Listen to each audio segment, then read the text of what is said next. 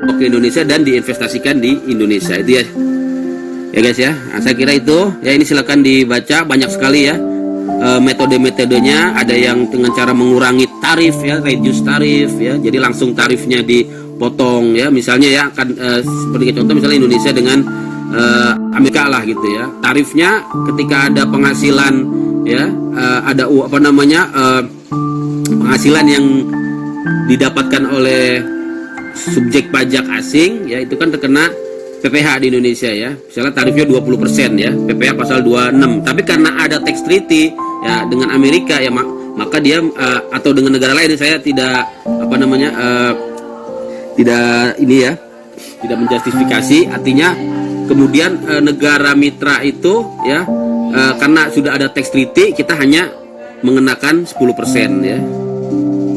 Ya kira itu ya. Nah, ini udah ngantuk kayaknya nih. Tax deduction ya, artinya melakukan apa didaksi ya, melakukan pengurangan atas pajak yang dibayar, pajak yang telah dibayar di luar negeri dikreditkan terhadap seluruh penghasilan yang diterima berdasarkan asas worldwide income. Jadi asas worldwide income ini ya tidak mengenal apa namanya asalnya. Jadi dari semua penghasilan di luar negeri ya dianggap sebagai satu penghasilan, yaitu disebut dengan asas worldwide income ya. Kayak gitu ya guys ya. Nah ini nanti mungkin aspek sejarahnya ya. Jadi ini yang terakhir ya, terakhir. Nah mengapa ini muncul yang namanya international taxation ini ya dalam bentuk tax treaty?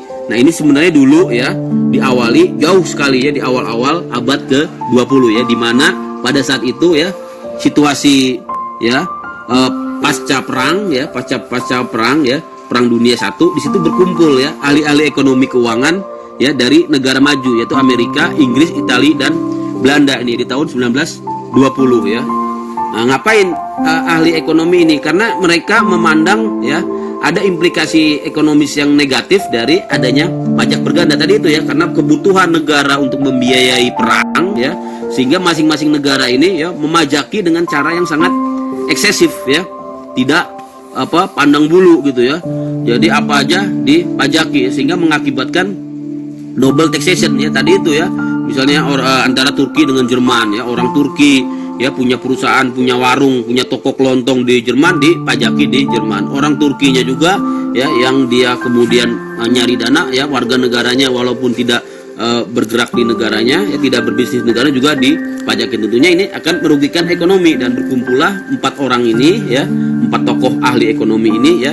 Intinya dari kumpul-kumpul itu ya, mereka ya berkesimpulan bahwa ya perlu dibuatkan suatu perjanjian bilateral khusus di bidang perpajakan agar tidak terjadi perpajakan ganda internasional. Nah, itulah yang kemudian berkembang ya sampai dengan sekarang ini ya, menjadi sebuah apa prinsip ya yang sudah bersifat apa namanya hukum ya, kebiasaan internasional di bidang perpajakan, adanya kesadaran ya dari semua negara untuk tidak mengenakan pajak secara berganda. Nah, tapi yang berkembang kemudian ya, terutama di era-era belakangan ini ya, di era kontemporer ini, bukan lagi terkait dengan pajak berganda internasional, tapi apa ya, tidak dikenakannya orang di manapun atau disebut dengan double non taxation ya. Nah itulah ya, double non taxation ya, karena ya orang ini bisa gitu ya mencari celah dari adanya peraturan perpajakan yang berbeda-beda dan adanya kepentingan yang berbeda-beda di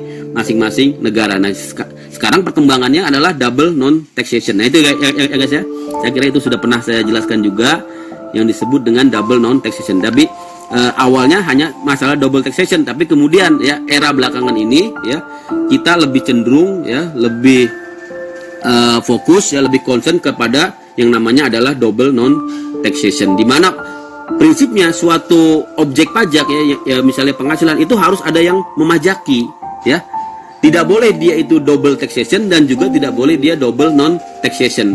Dan yang sekarang banyak masif terjadi, terutama dilakukan oleh multinational corporation, MNC ya, perusahaan-perusahaan multinasional yang sangat besar itu, dia bisa ya mensiasati ya, melakukan aggressive tax planning ya, dengan cara yang sangat dengan cara yang masih dalam kerangka hukum, tapi sebenarnya ini ya tidak etis gitu ya, tidak etis. Karena bagaimana mungkin gitu ya perusahaan sebesar misalnya Apple